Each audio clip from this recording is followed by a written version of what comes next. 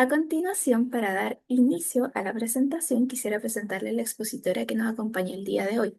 Su nombre es Priscila Rojas. Es educadora diferencial de la Universidad Católica del Maule y psicóloga educacional de la UNIAC. Actualmente se encuentra ya finalizando su magíster en Dirección y Liderazgo de la Gestión Educacional en la Universidad Andrés Bello. Es docente del Diplomado en Neuropsicología Infanto-Adolescente de la Universidad Católica del Maule y es profesora de Educación Especial y Diferenciada en la Escuela Teidamia Paredes Bello Mariposas de San Clemente en la región del Maule. Adicional a esto, cuenta con más de 15 años de experiencia como coordinadora del programa de integración escolar en diferentes establecimientos educacionales de la región del Maule. Dicho esto, les deseo una muy buena jornada y le doy paso a Priscila para que pueda iniciar con la presentación. Muchas gracias, Javiera. Buenas tardes a todos los participantes. Agradecemos la gran concurrencia a este seminario, el cual nos va a orientar un poco más respecto de las nuevas actualizaciones que está presentando el Ministerio de Educación. Eh, por los chats estuve viendo, tenemos concurrencia a nivel nacional, así que agradecemos esta instancia de ustedes de poder participar acá para poder resolver dudas tal vez, o si no vieron los webinars del Mineduc, poder ya comenzar a familiarizarse con estas cartillas que comienzan a regir desde este año 2026. Ya, vamos a comenzar con la presentación. Ustedes me van a decir y Javiera me va a ayudar para ver, para verificar que se vea adecuadamente. Estoy solo presentando. Ahora voy a hacer presentación completa. ¿Se ve, Javiera? Súper. Y comenzamos con este seminario denominado Actualización de Orientaciones Técnicas del Decreto Supremo número 170, que corresponde en este caso a las cartillas 4 y 5 y responde a lo que es cartilla número 4, informe de evaluación psicopedagógica, y cartilla número 5, requisitos de respaldo documental de estudiantes pertenecientes, en este caso, al programa de integración escolar, así como también a las escuelas de discapacidad. ¿Ya? Vamos a comenzar. Esperen un poquito. Así es. Bien, contarles que a partir del informe final de auditoría número 440, realizado por la Contraloría General de la República en el año 2024, este informe evidenció muchas deficiencias respecto a lo que es la implementación y en este caso la supervisión de los programas de integración escolar. Esto afectó la calidad, la equidad y continuidad de los apoyos, en este caso a los estudiantes con necesidades educativas especiales. En respuesta a este informe, la División de Educación General emitió 5 cartillas técnicas, ¿ya? Aquí solo muestro 3, ¿ya? Que son las que obviamente no nombré al principio de la presentación. ¿Ya? Son 5 cartillas en total y con el fin de orientar, en este caso, actualizar y estandarizar procedimientos que están vinculados a esta modalidad, ¿ya? En este caso, lo que son programas de integración escolar. La cartilla número 1 tiene relación con lo que es el informe para la familia, ¿ya? Se hizo una actualización de este informe para la familia. Hablamos en profundidad de cada una de estas cartillas en lo que es el diplomado. Ya hoy día abordaremos cartillas 4 o 5. La cartilla número 2 tiene relación con lo que es el trabajo colaborativo y la cartilla número 3 tiene relación con el proceso de ingreso excepcional de estudiantes a programas de integración escolar. Algo que quede muy claro y es súper importante que ustedes lo vayan comprendiendo.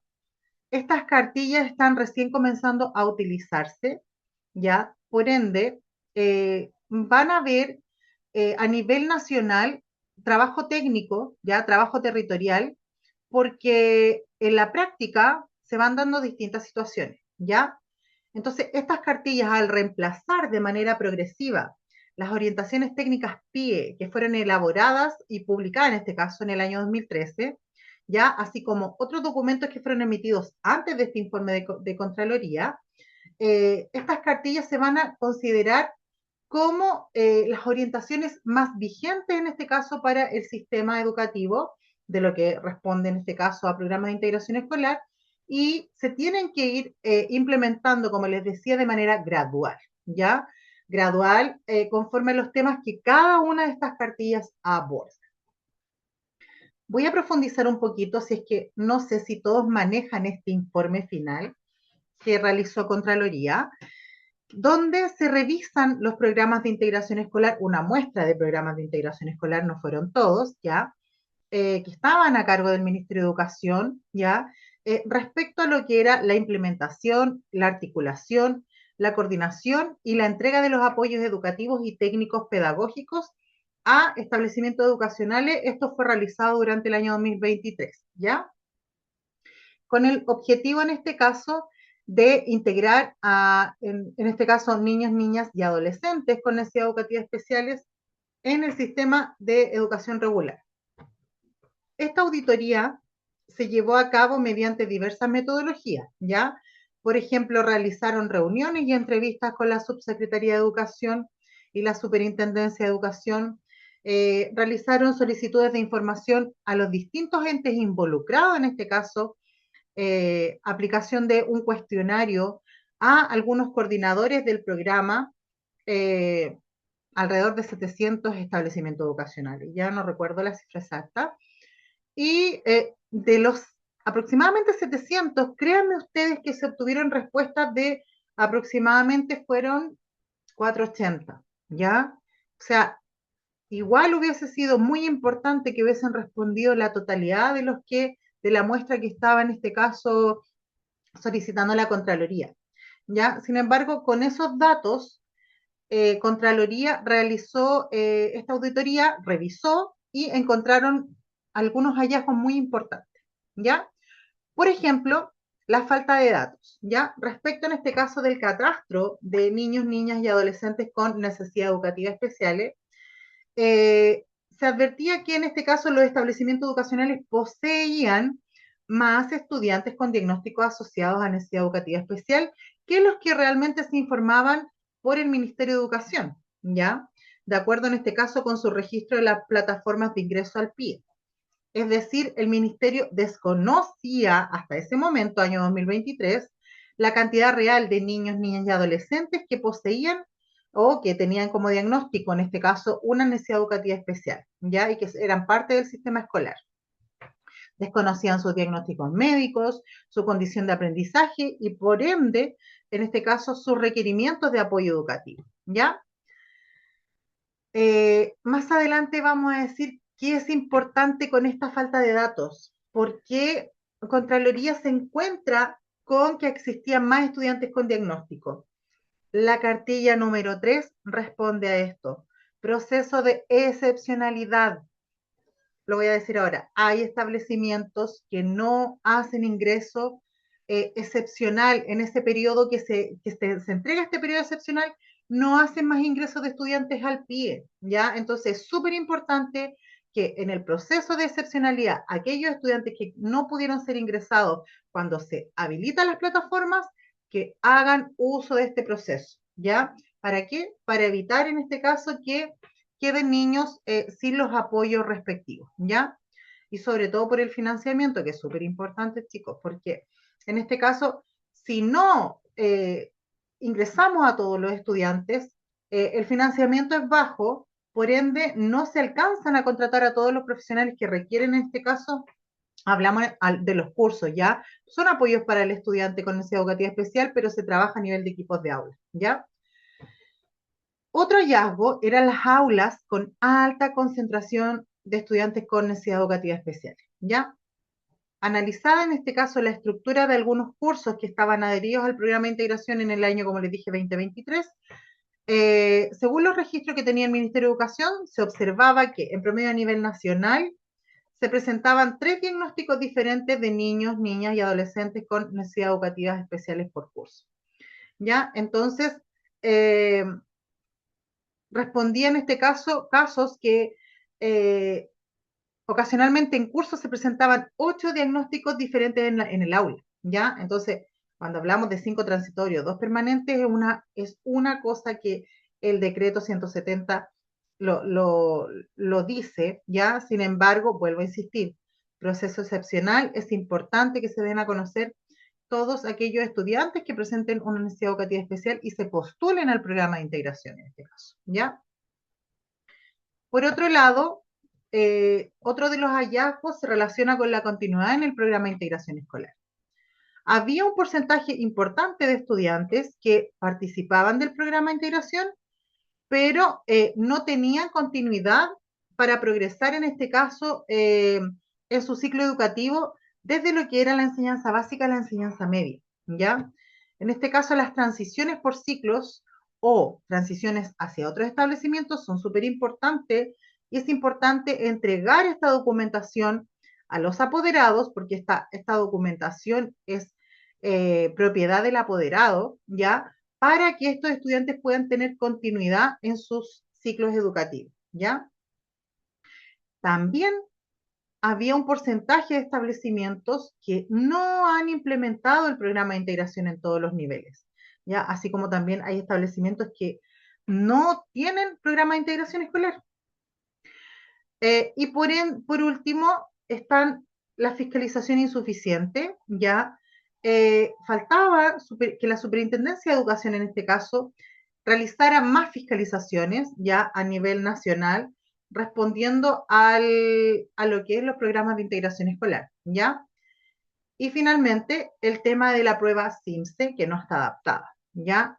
No hay acomodaciones, no hay, en este caso, adaptaciones curriculares para todos los diagnósticos que están señalados en este decreto supremo 170, ¿ya? Entonces, a partir de ello, como les decía, de este informe súper importante que realizó de Auditoría Contraloría General de la República, la División de Educación General propuso estas 5 cartillas para poder realizar las actualizaciones pertinentes, ¿ya? Aquí está lo que le acaba de decir: falta de datos, aulas con alta concentración de estudiantes con necesidades educativas especiales, continuidad en este caso del programa de integración escolar, fiscalización insuficiente y la prueba CIMSE, perdón, no adaptada, ¿ya? Bien, entonces ahora, para comenzar con la cartilla número 4, respecto del informe de evaluación psicopedagógica, ¿ya? Hay que entender primero qué es la evaluación psicopedagógica y cuál es su propósito, ¿ya? En este caso, tenemos que tener claridad que la evaluación psicopedagógica es un proceso técnico, pedagógico, integral y colaborativo, ¿ya? Esto lo dice explícitamente esta cartilla 4. Y en el fondo busca entender cómo aprenden los estudiantes a partir de las fortalezas que tienen, los talentos y aquellos factores personales y contextuales que pueden incidir en el desempeño. Perdón. El propósito en este caso, entonces, de esta evaluación psicopedagógica es que se pueda identificar las barreras y los recursos para que el estudiante pueda aprender y participar, ¿ya? Entonces, a partir de ello, se planifica una respuesta educativa pertinente, equitativa e inclusiva, ¿ya? Orientada principalmente a las trayectorias, a la continuidad de la trayectoria educativa, ¿ya?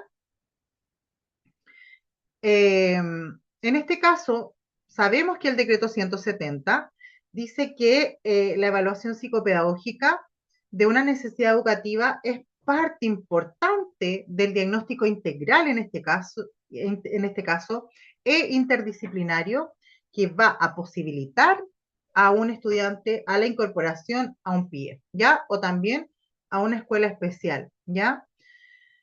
Junto con ello que se puedan recibir los recursos de la subvención que les mencionaba yo para proporcionar los apoyos específicos que van a requerir dichos estudiantes, ¿ya? Y pueden en este caso, como les decía, poder participar y progresar en lo que es su proceso educativo, ¿ya? La evaluación psicopedagógica en este caso está totalmente regulada por algunos artículos importantes en el decreto 170 y es ahí donde se establecen procedimientos, criterios técnicos y un nuevo formato ministerial, ¿ya? Que está asociado en este caso a lo que es el informe de evaluación psicopedagógica y junto con ello una pauta de observación pedagógica, ¿ya? De tal manera que se realice a partir de ello una evaluación integral y se pueda en este caso dar rigurosidad técnica y validez a este proceso evaluativo, ¿ya?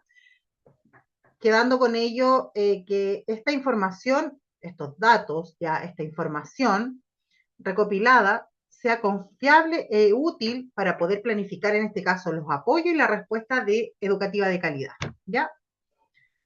Entonces, el sustento normativo ya de este informe psicopedagógico se basa en todo lo que aquí muestro.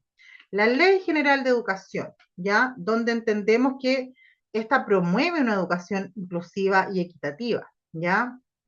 La Ley 20.201 respecto a lo que es la subvención, en este caso, de las necesidades educativas especiales, ya el decreto supremo, por supuesto, número 170, ya que habla principalmente lo que les decía yo con los artículos de la evaluación diagnóstica interdisciplinaria, ya el decreto exento 83 del 2015, que tiene relación, por supuesto, con lo que es la diversificación de la enseñanza, el decreto 67, ya del año 2018, que tiene que ver con la evaluación, ya la evaluación como un proceso continuo e integral. Y finalmente, con lo que es la ley 21.545, que es la ley de autismo, ¿ya? Respecto de que refuerza en este caso el derecho a la inclusión, promoviendo la respuesta educativa pertinente. ¿Qué estructura plantea esta cartilla que debe tener el informe psicopedagógico? ¿Ya? Este informe psicopedagógico debe tener la siguiente estructura. La primera parte, primero que todo, debe ser completado utilizando el formato ministerial, ¿ya? Ya no más informes que nosotros teníamos como formato en establecimiento, formatos propios, lo que sí dice que esto debe ser el cambio progresivo, ¿ya? Si ya hay informes previos, ya psicopedagógicos de antes a la fecha que esta cartilla se dio a conocer y se publica, se van a realizar los cambios en los años correspondientes, ¿ya?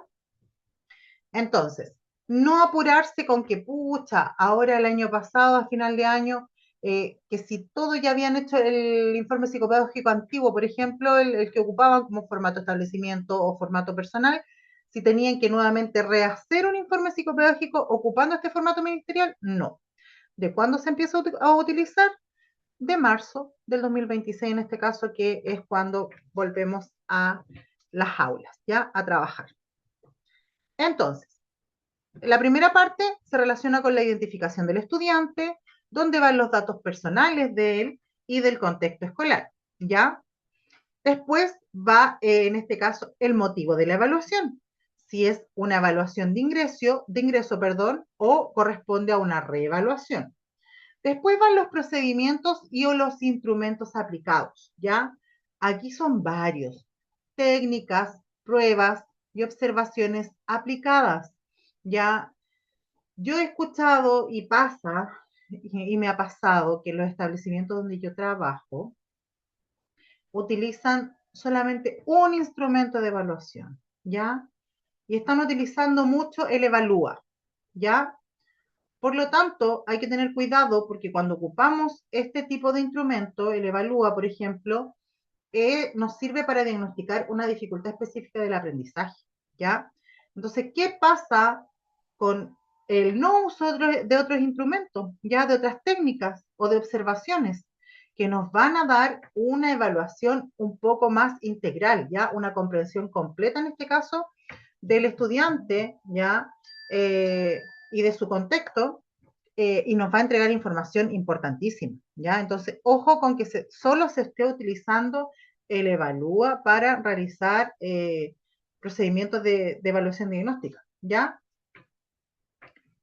Posteriormente viene un apartado denominado análisis cualitativo y cuantitativo, ¿ya? Lo que es cualitativo viene siendo la información importante, ¿ya? Más que nada información descriptiva, ¿ya? Y lo que es cuantitativo son datos, ¿ya? Como por ejemplo los datos numéricos que nos entrega el evalúo. Y este análisis cualitativo y cuantitativo se relaciona con lo que son habilidades cognitivas y comunicativas, habilidades personales y socioemocionales, habilidades motoras de autonomía y sensoriales, ¿ya? Y en este caso va a ser el núcleo del informe, ¿ya? Y es aquí donde se va a evidenciar esta comprensión integral del proceso de aprendizaje, ¿ya? Importantísimo aclarar que los informes que son generados por plataformas digitales como por ejemplo el PIBE, ¿ya? No van a reemplazar este informe psicopedagógico ministerial, ¿ya? Y deben utilizarse solamente como antecedentes complementarios, ¿ya? Eh, y bueno, cuando hablo de datos cuantitativos, que es lo que les decía yo, importantísimo darlos a conocer si son de evaluación estandarizadas porque nos van a permitir fundamentar en este caso como por ejemplo el diagnóstico del DEA, ¿ya? Bien, entonces cuando integramos lo que es un análisis cualitativo y cuantitativo, nos permite entonces una comprensión más integral, ¿ya? Contextualizada y no en este caso reduccionista, ¿ya? Basándonos con un enfoque más biopsicosocial y educativo que se orienta en este caso en la evaluación psicopedagógica en nuestro país, ¿ya? Después viene el apartado número 5, que es de síntesis, ¿ya? Que va a presentar los principales hallazgos, ¿ya? En este caso, fortalezas, progresos, eh, factores contextuales que van a incidir en el aprendizaje del o la estudiante, ¿ya? Esta parte traduce los datos que se obtuvieron en la información psicopedagógica y que van a ser útiles, ¿ya? No es solamente resumir resultados, sino que aquí hacemos una interpretación a nivel de significado educativo, ¿ya? Analizando cómo los distintos factores, ¿ya? Van a influir en este caso en el proceso de aprendizaje del estudiante. Eh, Además, este apartado de síntesis va a permitir vincular estos hallazgos que se encuentren con las decisiones que se van a tomar de manera concreta para lo que es la diversificación de la enseñanza, el tipo de apoyo que requiere, la intervención pedagógica, ya las adecuaciones curriculares, etcétera, ¿ya? Posteriormente viene un apartado de conclusiones que aquí se determina la presencia o no de una necesidad educativa especial. ¿Ya? Se debe precisar las áreas de dificultad y los apoyos necesarios, ¿ya? En este caso, este apartado de conclusiones debe ser muy claro, debe estar basado en evidencia y, por supuesto, debe expresarse con un lenguaje muy inclusivo, ¿ya? Eh, Después tenemos el apartado de sugerencias, ¿ya? Apartado número 6. Y estas sugerencias, en el cual son orientaciones que están dirigidas tanto al establecimiento educacional, al equipo de aula, al estudiante, a la familia o a otros, ¿ya? Debe, eh, hay un anexo en el cual ustedes pueden revisar, ¿ya? Y pueden orientarse para poder dar esta sugerencia. No se trata solamente de hacer un cierre formal del informe, ¿ya? Sino que este apartado es muy relevante porque los resultados del proceso evaluativo se van a transformar, en este caso, en acciones más bien concretas y que deben ser aplicables, en este caso, al aula, ¿ya? Entonces, es como un espacio de proyección pedagógica, ¿ya? El cómo vamos a orientar esta enseñanza, cómo vamos a orientar los apoyos para que podamos garantizar el aprendizaje y la participación de los estudiantes en igualdad de condiciones, por supuesto, con los demás compañeros, ¿ya? Entonces, al promover esta inclusión educativa, van a orientar la implementación de los apoyos y las adecuaciones probablemente más bien desde un enfoque de equidad, ¿ya? Conforme en este caso con la diversificación de la enseñanza. Bien, la parte posterior, perdón, la parte siguiente de sugerencia viene la identificación del profesional, ¿ya? Que en este caso va a emitir el informe. Nombre completo, RUT, profesión, número de registro, firma y timbre, ¿ya? Después, en este formato que entrega el Ministerio de Educación, hay una pauta de evaluación y observación pedagógica del estudiante en el contexto escolar. Ya, esta pauta responde a lo que antiguamente denominaban el informe pedagógico, ¿ya? ¿Y quién realiza, esta pauta de observación y de evaluación? La pauta la debe realizar, ojalá, en este caso, un profesor de aula, ¿ya? Tal vez el profesor jefe que conoce más al estudiante, ¿ya? O más bien, tal vez puedan realizarlo muchos profesores de asignatura y hacerlo de manera conjunta, ¿ya? Porque esta pauta va a complementar el informe psicopedagógico con lo que es la observación directa del desempeño del estudiante en el contexto escolar, ¿ya? Y está, como les decía, realizada por un docente de aula regular. Me faltó una hoy en contexto, ¿ya? Va a evaluar indicadores en 3 niveles de logro: inicio, desarrollo, logrado, ¿ya? Y los ámbitos de observación de esta pauta se relacionan con los antecedentes pedagógicos, lo que es la comprensión de instrucciones, autonomía, esfuerzo y autorreflexión, y antecedentes sociales y comunicativos, como por ejemplo la interacción, colaboración, expresión y vínculos positivos. Voy a arreglar al tiro esto porque está con unas fe de erratas, ¿ya? Perdón, ya,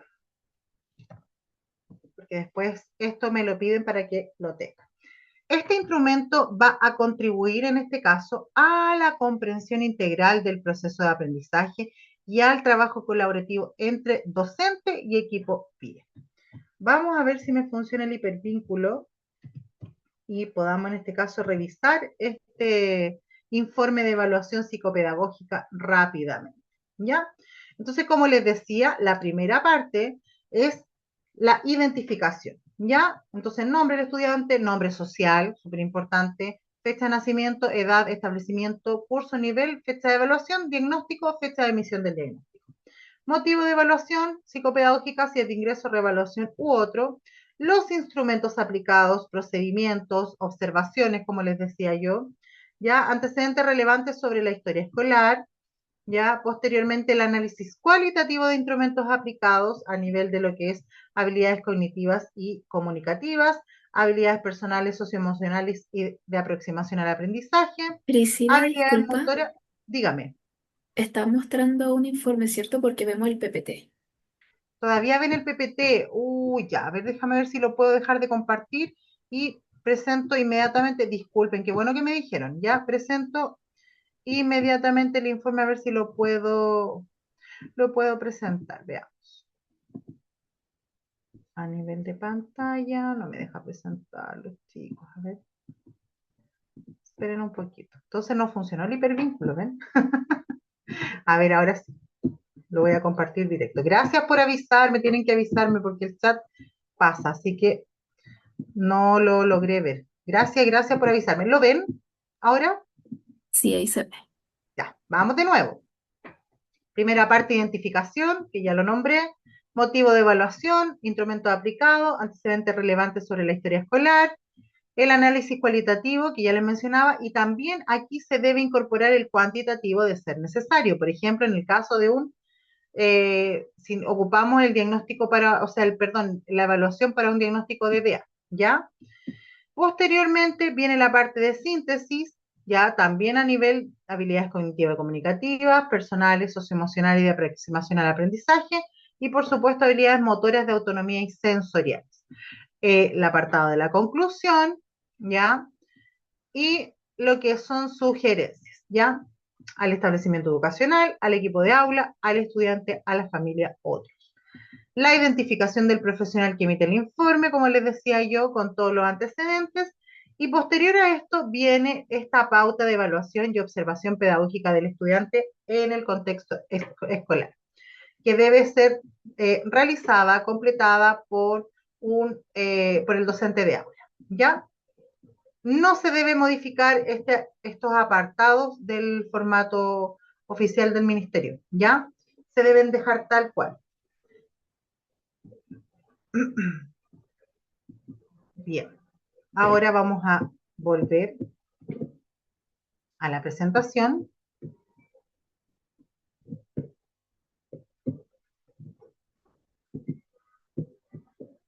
Las preguntas que tengan vamos a hacer al final una ronda de preguntas y yo voy a revisar el chat o alguien me levanta la manito y vamos viendo si podemos ir respondiendo. ¿Ya? Ya. ¿Se logra ver nuevamente la presentación? Javiera, Sí, se ve. gracias. Ya, eso entonces es lo que responde a la cartilla 4, lo que acabamos de ver. El nuevo informe de formato, en este formato de informe psicopedagógico. ¿Ya? Bien, ahora vamos a la cartilla número 5. Estos requisitos de respaldo documental de estudiantes pertenecientes al PIE y a escuelas de discapacidad. ¿Qué pasó? ¿Por qué aparece esta cartilla? Porque en las fiscalizaciones nos damos cuenta que las carpetas de los estudiantes, ya los portafolios de los estudiantes, tenían mucha información, ya partiendo desde lo que era un certificado de nacimiento, ya, bueno, la autorización de la familia que debe estar todavía se mantiene, pero también aparecía el certificado de alumno regular, ya, documentos que esta cartilla no menciona. Esta cartilla nos indica cuáles son los documentos que permiten acreditar legítimamente y válidamente el ingreso de un estudiante o de una estudiante al programa de integración o también menciona a una escuela especial de discapacidad. ¿Ya? Bien. El sustento normativo de esta cartilla también está basado en algunos artículos, en este caso los artículos 5 al 14, que regulan los documentos del expediente diagnóstico del Decreto Supremo número 170, ¿ya? Y dentro de estos requisitos de respaldo documental, nos encontramos con que cada carpeta del estudiante debe tener solo esto que aquí aparece: autorización de la familia, la anamnesis, los informes de especialistas dependiendo del diagnóstico, ya que lo voy a mostrar abajo en un anexo, nos va diciendo el profesional y en las cartillas anteriores también menciona el profesional que debe emitir el diagnóstico, ¿ya? Los protocolos de aplicación de las pruebas, los formularios ministeriales, en este caso el formulario de ingresos, FUTEI, ¿ya? Y por supuesto el formulario de reevaluación cuando corresponda. Informe psicopedagógico, formato ministerial hoy día en la actualidad, informes para la familia y por supuesto lo que es valoración de salud de los médicos, ¿ya? De los profesionales de la salud. Estos son los documentos que en este caso cada expediente debe estar en formato físico para cuando asista alguien, tal vez Contraloría, la Superintendencia, ya, que van a revisiones, ya, que van a fiscalizar, en este caso, deben tenerlos por cada estudiante, ya. No debemos olvidar, súper importante, que ¿quiénes son los responsables del resguardo de esta información, de estos documentos? Son la dirección del establecimiento y la coordinación del programa de integración escolar, la coordinadora en este caso, o coordinador, ¿ya?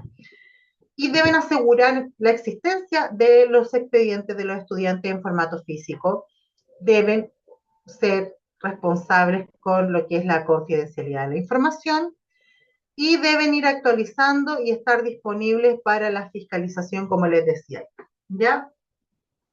Ellos garantizan validez técnica y los documentos que deben resguardar tanto en integridad como en confidencialidad, ¿ya? Eh, Sin embargo, como les decía yo, cuando hay transición de ciclos de los estudiantes para asegurar la continuidad en programas de integración escolar, es importante que estos expedientes se los entreguen a la familia y los establecimientos queden con una copia, ¿ya? Porque el expediente de cada estudiante pertenece a la familia, ¿ya? O al estudiante adulto.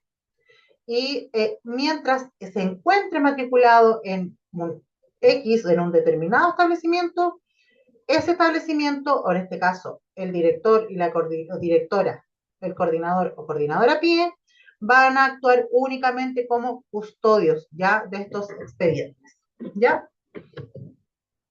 Y bien, ¿cómo esta cartilla presenta los documentos que hoy día deben estar en las carpetas de los expedientes de los estudiantes?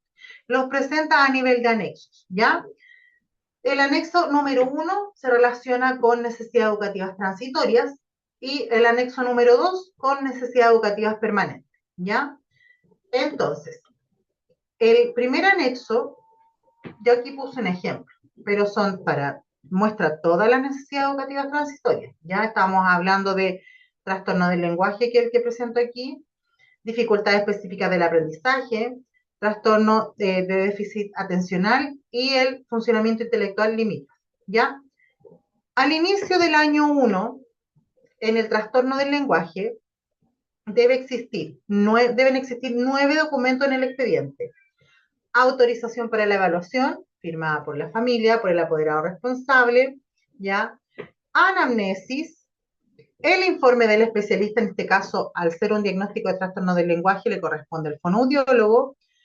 Los protocolos del especialista, que responden a la evaluación del fonoaudiólogo. El formulario único de evaluación de salud, que lo puede realizar, aquí muestra el pediatra, médico familiar, médico cirujano, neurólogo, psiquiatra. El FUDEI, el informe psicopedagógico ministerial actual a partir de marzo de este año, los protocolos psicopedagógicos que se utilizaron, ya sean procedimientos, ya pruebas formales, observaciones, etcétera, pruebas informales, y aquí son muchos los procedimientos para la evaluación. El informe a la familia, ya, por supuesto, y no debe existir formulario de reevaluación en el inicio del año 1, no, ya al inicio estamos hablando. Pero sí, al fin del año 1 se suma este documento, este último documento, ya el formulario de reevaluación. En este caso, que corresponde al trastorno del lenguaje. Ahí ya completamos, partimos con 9 documentos, pero a fin del año 1 terminaríamos con 10 documentos, ¿ya? Con respecto a lo que es el fin del año 2, ¿ya? Y el inicio, en este caso, del año 3, se mantienen la misma del año número 1, la misma autorización, ¿ya? Son 9 documentos también, se mantiene la anamnesis, ya solo se actualizan, por ejemplo, contacto, antecedente relevante, ya dirección, tal vez creció la familia, ya, y se complementa con una hoja que se anexa a este documento original. Se mantiene esta evaluación del informe del especialista con los protocolos, el formulario único de evaluación de salud, ya que nuevamente repiten a los profesionales, el Food Day, el informe psicopedagógico, los protocolos psicopedagógicos, el informe a la familia, y tampoco debemos hacer formularios de reevaluación, ¿ya? Si existe, estoy hablando, si finaliza el año 2 y continúa en el año 3, no se debe realizar formulario de reevaluación, ¿ya? ¿Por qué? Porque nuevamente se hace Food Day, ya es un ingreso nuevo al tercer año. Pero si se egresa, si el estudiante a finales del año 2 egresa, ¿ya? Ahí sí debe realizarse el formulario de reevaluación, ¿ya? ¿Qué pasa ahora con el anexo 2? Que responde, en este caso, a lo que son las necesidades educativas permanentes, ¿ya? En este caso, estamos hablando de, por ejemplo, discapacidad intelectual, visual, auditiva, múltiple, motora, trastorno del espectro autista, eh, ¿cuál más me falta? Grave alteración en las relaciones y la comunicación, ya el retraso global del desarrollo, ya todas esas están dentro de las necesidades educativas permanentes y en la cartilla 5 cada necesidad educativa indica los informes los documentos, perdón, que deben existir en cada expediente de los estudiantes, ¿ya? Nuevamente, en el inicio del año 1 deben haber 9 documentos. Primero partimos con la autorización para la evaluación, anamnesis, informe del especialista, que es no médico en este caso, ya hablamos del profesional. Eh, si es discapacidad intelectual, es el psicólogo, ya o psicóloga, con sus respectivos protocolos, ya en este caso la aplicación de las pruebas psicométricas según las edades y por supuesto lo que es conducta adaptativa, ya el formulario único de evaluación de salud, que en este caso lo hace un profesional de la salud, eh, pediatra, psiquiatra, médico familiar, neurólogo, el FUDEI, el informe psicopedagógico, los protocolos del informe psicopedagógico, el informe de la familia. Hasta ahí 9 documentos. ¿Por qué? Porque el formulario de revaluación no se realiza al finalizar, perdón, al inicio del año 1. Solo se realiza al fin del año 1. Ya ahí sí deben estar los 10 documentos porque incluye el formulario de reevaluación. ¿Ya? Y en este caso, cuando es discapacidad intelectual, se debe incluir una evaluación de las conductas adaptativas, ¿ya? No es que apliquen el protocolo de nuevo, sino que se mencionen de forma explícita, tal vez con lo que trabajaron durante el año profesional, las observaciones, ¿ya? Ahí va completando esta evaluación de conductas adaptativas, ¿ya? Eh, Posteriormente, al finalizar el año 2, el inicio del año 3, volvemos a mantener los 9 documentos. Se mantiene la misma documentación del año 1, ¿ya? Y si al finalizar el año 2 el estudiante va a continuar un año 3, no se debe realizar, en este caso, formulario de reevaluación, sino que se debe realizar FUDEI, ¿ya? ¿En qué caso se realiza formulario de reevaluación? Lo mismo que cuando les hablé del trastorno del lenguaje, cuando el equipo de aula va a determinar que el estudiante egresa del PIE, ya en este caso al finalizar el año 5, ya a no ser que por X motivo se tome una decisión antes y egrese del programa, ya antes del año 5. Ahí es donde se debe completar el punto 4 del formulario de reevaluación, exponiendo y justificando este motivo de egreso, ¿ya? Y por supuesto también en el informe a la familia. Bueno, y finalizando, vamos a hacer la ronda de preguntas, pero antes quiero dejarlos cordialmente invitados, ya como directora del Diplomado de Gestión y Coordinación de Programas de Integración Escolar en nuestra segunda versión de este año, para que puedan inscribirse porque vamos a profundizar en todas estas cartillas, por supuesto, y en toda la temática que ya está previamente indicada en lo que es eh, lo que indica en qué consiste este diplomado, ¿ya? Así que los dejo cordialmente invitados porque sí o sí nosotros trabajamos a nivel de actualización. El año pasado, cuando se realizó la primera versión y empezaron a salir estas cartillas, también hicimos rápidamente actualizaciones en las clases y pudimos tocar estas 3 cartillas iniciales que se dieron a conocer a principios de el año 2025. ¿Ya? Así que agradecido a todos ustedes de haberse inscrito en este seminario y vamos a la ronda de preguntas, Javier, que creo que son Priscila, varias. Y preguntas en el chat eran varias, pero sí, pero lo bueno es que igual ahí se estuvieron retroalimentando entre los participantes, así bien, que es que aquí súper por esa hacemos parte. muy bien. Aquí co-construimos conocimiento, aprendizaje y los felicito si van respondiendo porque muchas veces no se alcanzan a ver todas las preguntas, ¿ya? Eh, pero no sé si lo vamos a hacer levantando la mano, cuántas preguntas vamos para que podamos responder lo que más podamos, ¿ya? Sí. En honor al tiempo, tenemos tiempo para hacer 3 preguntas, así que las personas que levantaron la mano les voy a ir dando el permiso para que puedan prender su audio. Vamos a partir entonces con Camila. Camila. Hola, buenas tardes. Hola Camila, buenas tardes. Mire, quisiera hacer una consulta. Lo que pasa es que, bueno, yo trabajo en un establecimiento con PIE y nuestra coordinadora todos los años nos pide el informe de proceso de todos los estudiantes permanentes. Y estuve leyendo la cartilla 5 y nos sale específicamente que a todos se le debe realizar. Entonces, mi pregunta ¿es obligación? ¿A quién hay que realizarle el informe de proceso? Ya, lo que pasa es que el webinar de cartillas 4 y 5 lo dice, ¿ya? El informe de proceso no es necesario realizarlo, basta con lo que es las calificaciones que se presentan al cierre del primer semestre porque se entrega el informe de calificaciones, se entrega el informe de personalidad y por ende puede haber un apartado de observaciones en la cual se entregue alguna información relevante de lo que usted vio durante el proceso del semestre o del trimestre en término, ¿ya? Que se llevó a cabo. Pero no es necesario que exista un informe de proceso en la cual ustedes apliquen evaluaciones importantes. Cuando nosotros hacemos una evaluación, que puede ser informal tal vez, al finalizar el año para completar este formulario de reevaluación, ¿ya? Pero no es necesario que ustedes utilicen eh, instrumentos estandarizados para hacer estos informes de proceso, ¿ya? No sé si queda más claro, Camila.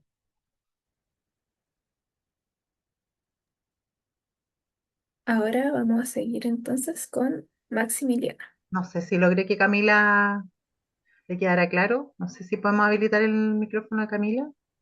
Debería poder habilitarlo. Camila, ¿estás por ahí?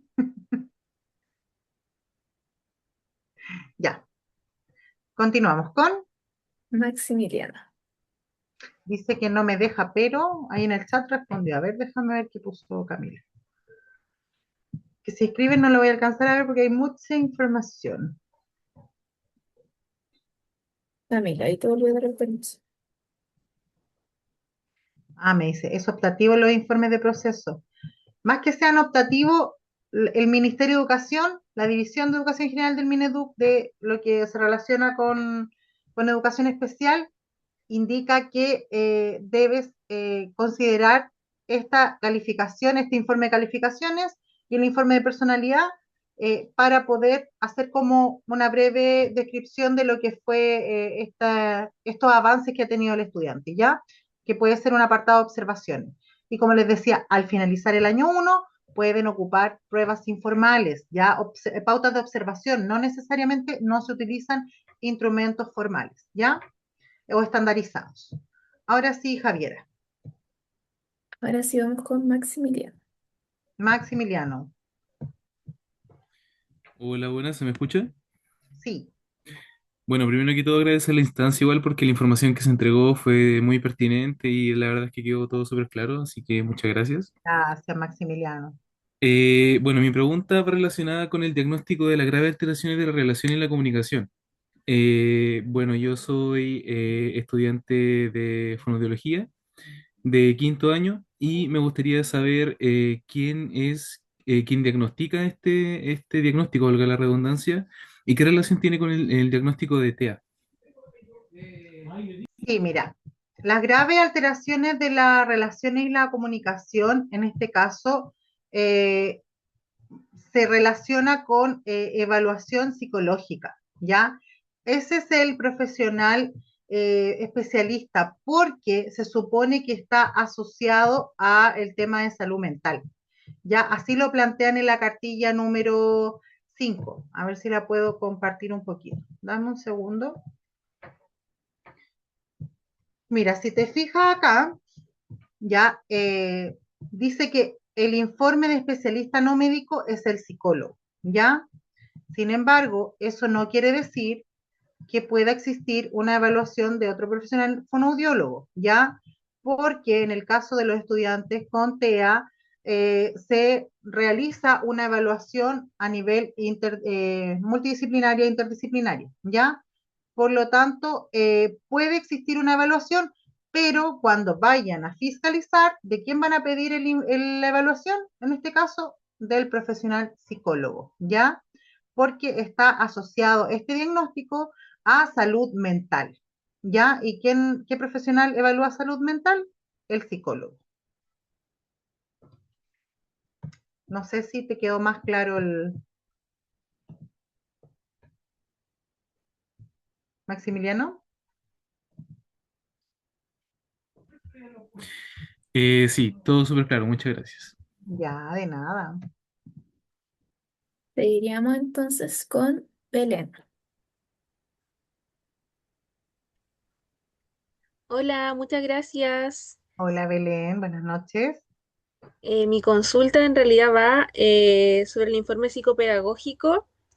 Lo estuve mirando y decía que era para la detección de la necesidad educativa especial. Entonces mi pregunta es, en el caso de que un estudiante requiera o la familia lo solicite un informe psicopedagógico para otra instancia, por ejemplo, si el estudiante va a egresar del colegio y necesita llevar el informe al otro colegio, igual se debe hacer este formulario del Ministerio de Educación o se puede hacer el informe institucional.